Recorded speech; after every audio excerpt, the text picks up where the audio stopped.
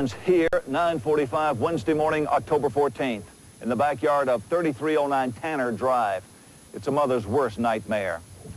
18-month-old Jessica McClure is playing with 4 other children under the watchful eye of her mother. Mrs. McClure goes inside to answer a telephone call, and when she returns, she discovers in horror that little Jessica is gone, fallen down a water well shaft, which had been capped with only a rock. A race against time begins. I was very scared. I was panicked. I didn't know what to do. I was so scared she was going to suffocate or something. Jessica has slid down a narrow pipe only 8 inches in diameter. The well is estimated to be more than 100 feet deep, but she's come to rest, precariously, in an area eroded away by nature some 22 feet below the surface of the earth. Without food and water, doctors estimate she can survive only about 36 hours. KMID cameraman Phil Huber arrives to cover the story. Suddenly, he becomes part of it. One of the detectives looked over at me. I was on a fence or near a fence shooting down, and he said, "Can you hear through that thing?" And I said, "Sure." You know, I had my earpiece in my ear, and we got a cable from my car, a 30-foot cable, and lowered my shotgun microphone down into the hole, and that was the first audio contact with Jessica, knowing that she was okay. Jessica.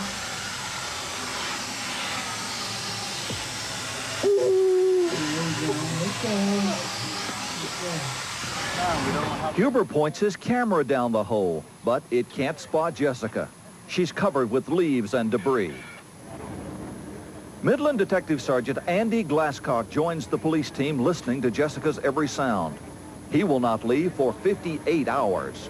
You couldn't see her, but you could hear her. And I guess from the first time that I heard her voice down in that well, it was something that just grabbed you and you couldn't leave after that. More emergency crews flock to the scene, but they need heavy equipment. A police cruiser races to a construction site a few miles away. A road crew is using a rat hole rig, a giant auger, to drill deep holes. Wednesday afternoon, with the rat hole rig in place, rescue workers devise a plan. Phase 1, they'll drill a deep parallel hole straight down 5 feet from the well, getting them deep enough to try to reach Jessica. Wednesday night, Phase 2, the first rescue workers attempt to tunnel across, but they are stopped, dead in their tracks. The tunnel must be drilled through solid rock, using jackhammers sideways almost 30 feet below the Earth's surface. Construction worker Mark McBeath from a nearby road crew is among the first to try. Everyone wanted to do as much as they could, and they would go down and work to literally sheer exhaustion, and they'd be frustrated because they didn't get any further than what they did. As Wednesday night wears on, hopes for a quick rescue evaporate. There's concern she'll slip further down, and as the 36-hour deadline approaches, doctors fear she won't make it.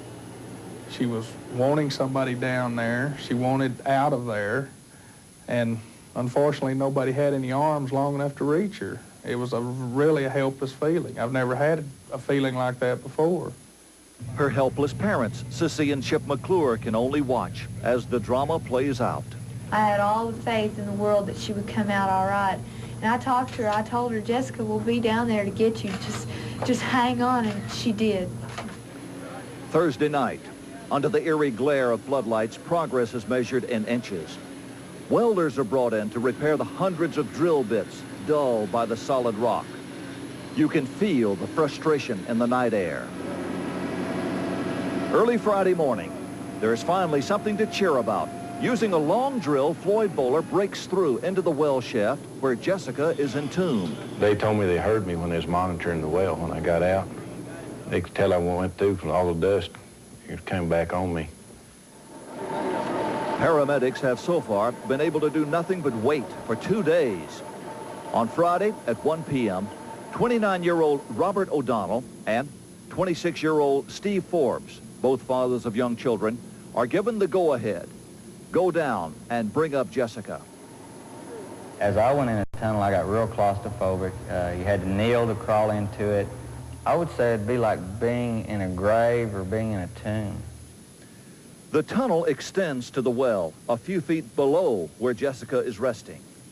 They have been close enough to touch her, but the hole is inches too small to extract her. They're forced to return to the surface. That's the first time that we've ever left a patient that was wanting us.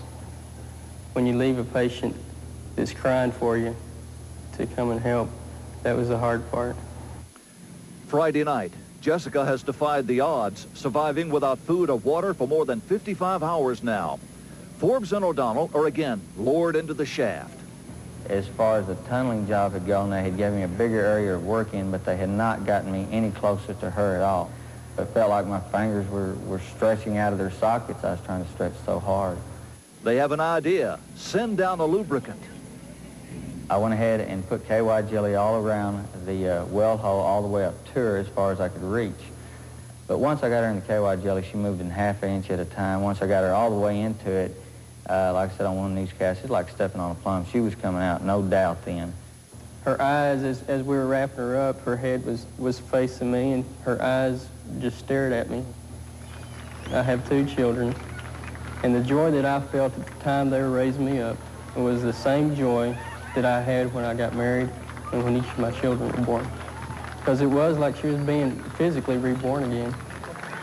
After 58 hours and 5 minutes, the race against time is over. And once I saw those eyes come out of that hole and as wide open as they were, I broke down and cried for 2 hours after that. Jessica's ordeal is over, but the moments of courage have not been forgotten in the city of Midland.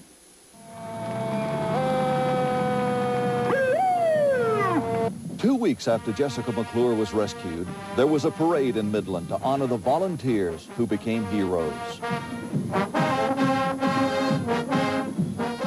2 years later marked the unveiling of a mural by a local artist with the words, "Nothing the heart gives away is gone, it's kept in the hearts of others." For Midland Police Sergeant Andy Glasscock, his role in the rescue changed his life. I think it woke me up to a lot of things that, especially dealing with children, I feel like I'm a little more compassionate with my own children. I don't get as mad at them quite as often. You know, they're not here forever. As for Jessica, she and her mother tried to stay out of the spotlight, avoiding interviews and photographers. While Jessica had a toe amputated and required plastic surgery on her forehead, she's become a normal, healthy little girl. In April 1990, Jessica's parents, Chip and Sissy McClure, filed for divorce. Sissy has since remarried. When we come back, we'll take a look at the lessons we all can learn from Kansas City and Newburgh, New York in November of 1989. And when a crippled jumbo jet cartwheeled down a runway and exploded in Sioux City, Iowa a few months before, people came out to help. In fact, Jessica McClure, her mother, and President Bush were on hand when the people of Sioux City were given an award for their heroism by the people of Midland, Texas, the first in what has become an annual award to communities who carry on that tradition of hometown heroism. So amidst all the